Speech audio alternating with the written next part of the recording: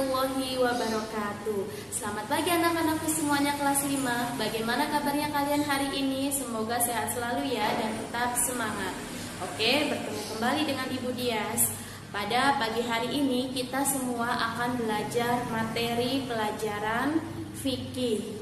Oke, seperti biasa anak-anakku semuanya, sebelum kita mulai pembelajaran kita hari ini, sudah siapkah kalian untuk belajar?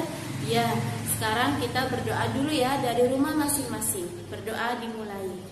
Semuanya, di pembelajaran fikih kita kali ini kita akan belajar tentang toharoh. Ya, siapa tahu arti kata dari toharoh? Secara bahasa, toharoh artinya bersih atau suci.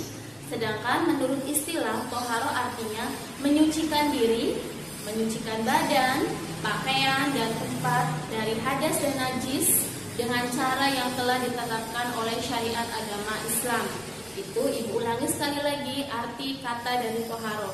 Secara bahasa, toharoh artinya apa tadi? Bersih atau suci. Sedangkan menurut istilah, toharoh artinya menyucikan diri, badan, pakaian, dan tempat dari hadas dan najis dengan cara yang telah ditetapkan dalam syariat agama Islam.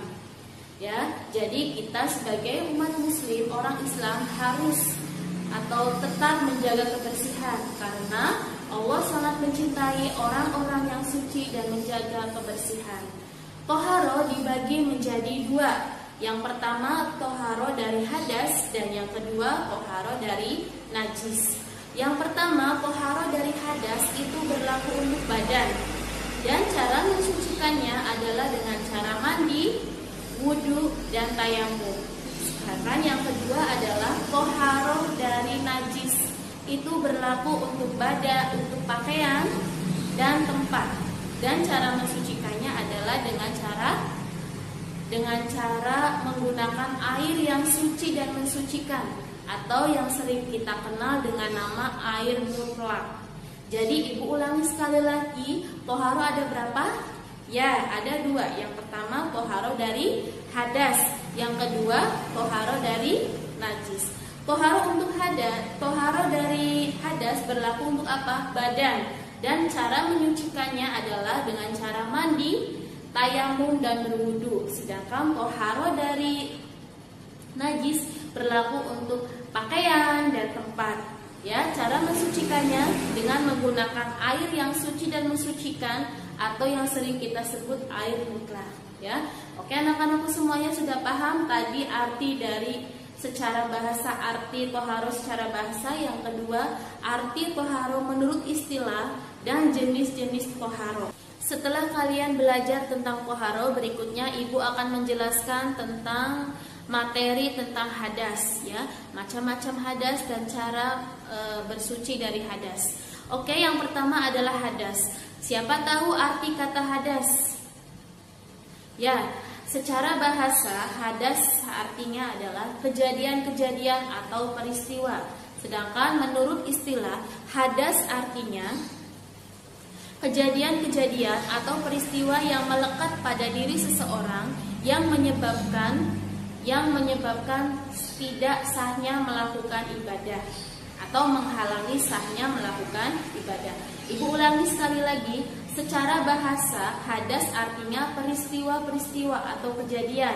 Sedangkan menurut istilah, hadas artinya kejadian-kejadian tertentu yang ada pada diri seseorang yang menghalangi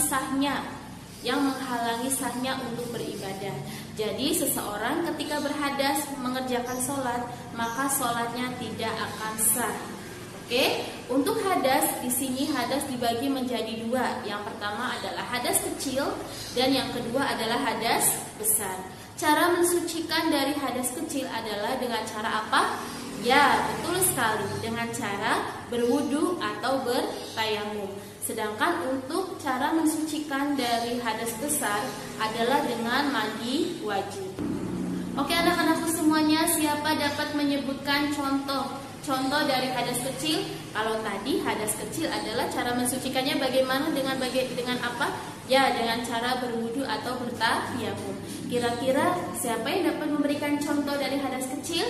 Ya, yang pertama contohnya adalah keluar sesuatu pada kubul atau dubur meskipun hanya angin, atau dengan singkatnya adalah buang angin ya, itu yang pertama. Kemudian yang kedua, bersentuhan antara laki-laki dan perempuan yang sudah balik tetapi bukan mahramnya. Yang ketiga, tertidur dalam keadaan tidak sadar.